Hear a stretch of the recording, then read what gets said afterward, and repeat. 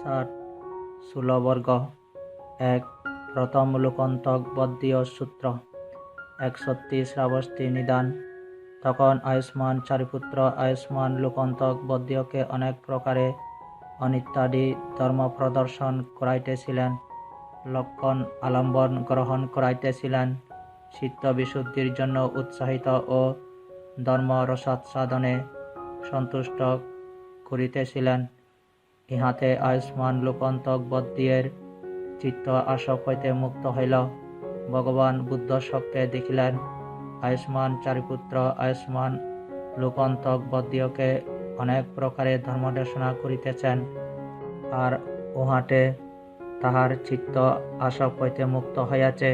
ওই বিষয় জানিতে পারিয়া ভগবান তৎকালে এই প্রীতিগাথা উচ্চারণ করিলেন। সুবিমুক্ত যিনি সর্বপাপ হতে ঊর্ধ্বে অদে চারিবিতে, এই আমি বলি না করি দর্শন, এরূপে বিমুক্ত উত্তীর্ণ সে জন। মহা ওক যাহা তরেনি কখন পুনরায় না জন্মিতে। প্রথম সূত্র সমাপ্ত। 2. দ্বিতীয় লোকন্তক বদ্যীয় সূত্র 62 শ্রাবস্তী নিদান। তখন আয়ুষ্মান চারিপুত্র আয়ুষ্মান লোকন্তক বদ্যীয়কে সূক্ষ্ম মনে করিয়া বহু প্রকারে ধর্ম প্রদর্শন করিতে, গ্রহণ করাইতে, উৎসাহিত করিতে ও সন্তুষ্ট করিতে আরম্ভ করেন। আয়ুষ্মান চারিপুত্র তদ্রূপ ধর্মদেশনা করিতে দেখিয়া ভগবান যথার্থে তৎকালে এই প্রীতিগাথা উচ্চারণ করিলেন। ভেঙেছে আবর্ত প্রাপ্ত নিবারণ, শুষ্ক তৃষ্ণা নদী নাহি বহে, ছিন্ন গর্ণিপাক নাহি ঘুরে আর, যন্ত্রণার অন্ত তারে কহে। দ্বিতীয় সূত্র সমাপ্ত। 3. প্রথম সত্যসূত্র 63 শ্রাবস্তী নিদান। তৎকালে শ্রাবস্তীতে প্রায় লোকেরা অধিকক্ষণ কামাসক্ত, লুব্ধ, গরথিত, মূর্ছিত ও কামক বলে পতিত হইয়া অতি প্রমত্তভাবে কামপরিভোগ করিতে করিতে বিচরণ করিতেছিল। একদিন অনেক ভিক্ষু প্রাতঃকালে অন্তর্বাস পরিধান করিয়া পাত্র শিবর গ্রহণপূর্বক শ্রাবস্তীতে ভিক্ষায় প্রবেশ করিয়াছিলেন। হিন্দচারণের পর বিহারে ফিরিয়া আসিয়া আহার কৃত্য সমাপন পূর্বক ভগবানের নিকট গমন করিলেন এবং তাহাকে বন্দনা করিয়া এক পার্শ্বে বসিয়া বলিলেন, বান্তে শ্রাবস্তীতে প্রায় লোকেরা অধিকক্ষণ কামাসক্ত প্রমত্তভাবে কামপরিভোগ করিতে করিতে বিচরণ করিতেছে।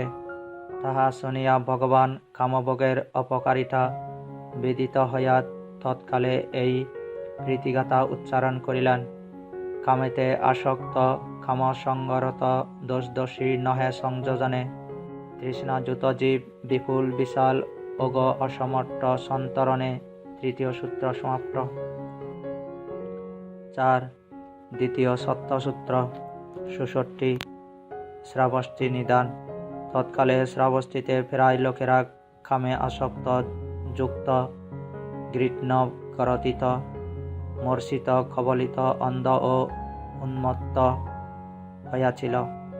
ভগবান তাহা দেখিয়া তখন এই প্রীতিগাথা উচ্চারণ করিলেন। কামান্ধ মানবগণ পরিবৃত বাসনার জালে, সমাচ্ছন্ন তৃষ্ণার সাধনে, আবদ্ধ নমসি পাশে মৎস্য যথা কুমিন ভিতরে, দায় জরামরণ সদনে, ক্ষীরপায়ী বৎস যথা যায় মাতৃষ্টনে। চতুর্থ সূত্র সমাপ্ত। 5. অপর লোকন্তক বদ্যীয় সূত্র 65 শ্রাবস্তী নিদান। তৎকালে আয়ুষ্মান লোকন্তক বদ্যীয় অনেক ভিক্ষুর পিছে পিছে আসিয়া ভগবানের সম্মুখে উপস্থিত হইলেন। ভগবান দুর্বর্ণ, দুর্দর্শ, বামন এবং প্রায় ভিক্ষুদের ঘৃণিত আয়ুষ্মান লোকন্তক বদ্যীয়কে অনেক ভিক্ষুর পিছনে পিছনে আসিতে দেখিয়া ভিক্ষুগণকে সম্বোধন করিয়া বলিলেন, ভিক্ষুগণ, তোমরা ওই কুৎসিত অদর্শনীয় বামন ঘৃণ্য ভিক্ষুটিকে অনেক ভিক্ষুর পিছনে পিছনে আসিতে দেখিতেছ কি? হাঁ বান্তে। ভিক্ষুগণ, এই ভিক্ষুটি মহাঋদ্ধিমান ও মহাশক্তিশালী। সে পূর্বে ধ্যান করে নাই, এমন ধ্যান প্রায় পাওয়া যায় না, যাহার জন্য কুলপুত্রগণ আগার হইতে অনাগারে প্রব্রজিত হয়। ওই ভিক্ষুটি সেই অনুত্তর ব্রহ্মচর্যের শেষ পথ ইহ জগতেই নিজে নিজে অভিজ্ঞান দ্বারা দর্শন ও লাভ করিয়া বিহার করিতেছে। অতঃপর ভগবান তাহার গুণ বিদিত হইয়া তৎকালে এই প্রীতিগাথা উচ্চারণ করিলেন। পবিত্রতা অগ্রে করি, শুভ্র আবরণ পরি, স্মৃতিরূপ এক গতি, রট এক করে আগমন। পাপহীন একজন আছে কর দর্শন, ছিন্ন যার তৃষ্ণা স্রোত, বিমুক্ত যে সকল বন্ধন। পঞ্চম সূত্র সমাপ্ত। 6. তৃষ্ণা সংক্ষয় সূত্র।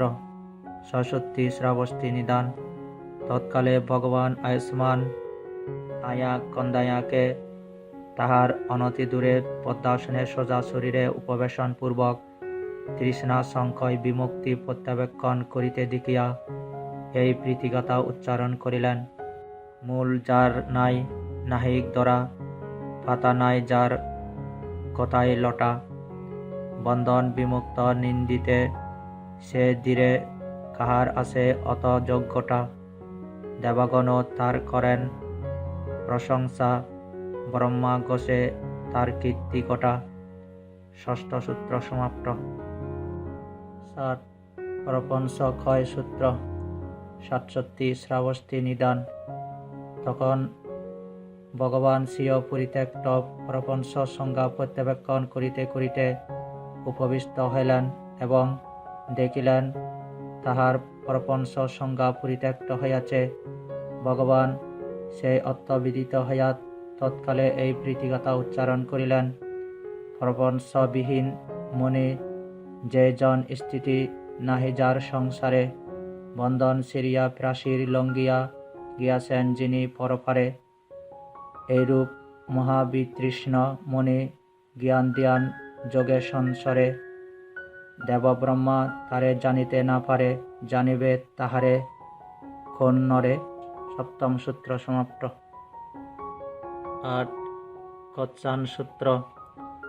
আটষট্টি শ্রাবস্তী নিদান। তৎকালে আয়ুষ্মান মহাকচ্ছান ভগবানের অনতি দূরে পদ্মাসনের সোজা শরীরে উপবেশন পূর্বক আপনার দেহের উপর স্মৃতি রাখিয়া কর্মস্থানে মনোনিবেশ করিলেন। ভগবান তাহাকে ওইভাবে বসিয়া থাকিতে দেখিলেন এবং দেহের অপবিত্রতা ও বিশুদ্ধি লাভের সারবত্তাভূত অর্থবিদিত হইয়া তখন এই প্রীতিগাথা উচ্চারণ করিলেন। কায়ের 32 অশোষী বিষয় সদাই আসে ভাবনা যার, যদি না থাকিত তবে না হইত, যদি নাহি হবে হবে না আর। সপ্ত বিদর্শন ক্রমে সে ভাবিয়া খালে হয় তৃষ্ণা সাগর পার। অষ্টম সূত্র সমাপ্ত। 9. উৎপান সূত্র। 69. আমি এরূপ শুনিয়াছি, এক সময় ভগবান মল্লদেশে পরিভ্রমণ করিতে করিতে বহু ভিক্ষু সঙ্গের সহিত তুন নামক মল্লদিগের ব্রাহ্মণ গ্রামে উপস্থিত হন।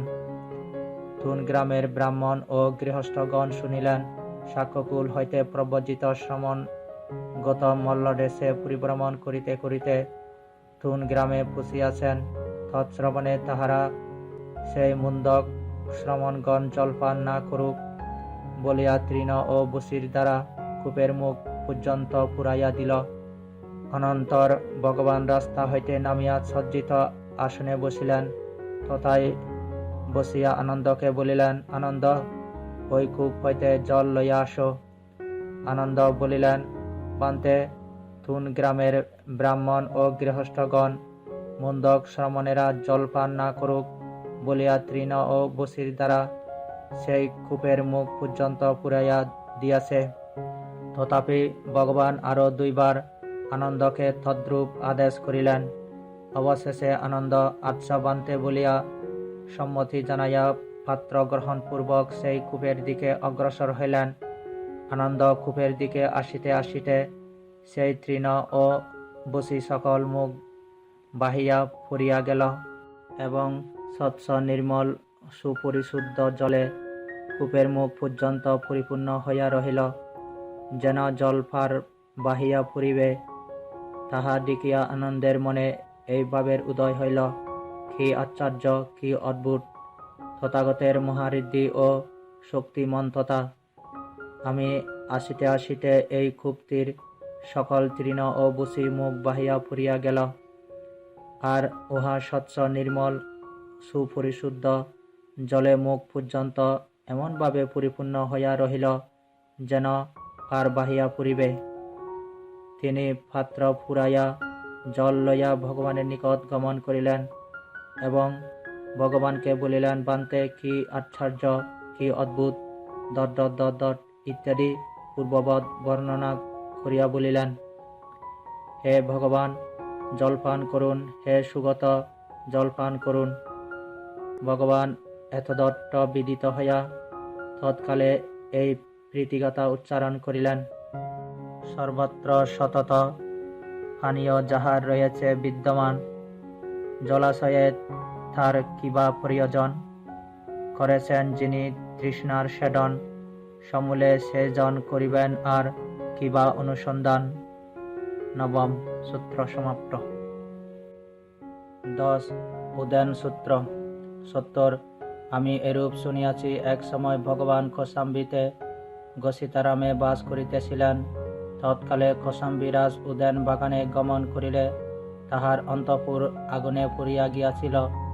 উহাতে শ্যামাবতী প্রমুখ 500 স্ত্রী পুড়িয়া মরিয়া গিয়াছিল। সেই দিন প্রাতে কতকগুলি ভিক্ষু পাত্রশিবর গ্রহণপূর্বক কৌশাম্বীতে ভিক্ষায় প্রবেশ করিলেন। তথায় ভিক্ষা করা শেষ হইলে আহার কৃত্য সমাপ্ত করিয়া তাহারা ভগবানের নিকট গমন করিলেন। তথায় গিয়া তাহাকে অভিবাদনপূর্বক এক পার্শ্বে বসিয়া বলিলেন, বান্তে, রাজা যখন বাগানে যায় তখন তাহার অন্তঃপুর দগ্ধ হইয়া শ্যামাবতী প্রমুখ 500 স্ত্রীলোকের মৃত্যু হয়। বান্তে, সেই উপাসিকাগণের কি গতি হইয়াছে? তাহারা পরলোকে কোথায় জন্মগ্রহণ করিয়াছে? ভগবান বলিলেন, ভিক্ষুগণ, সেই উপাসিকাগণের মধ্যে কেহ কেহ শ্রোতাপন্ন, কেহ কেহ সকৃতাগামী, আর কেহ কেহ অনাগামিনী।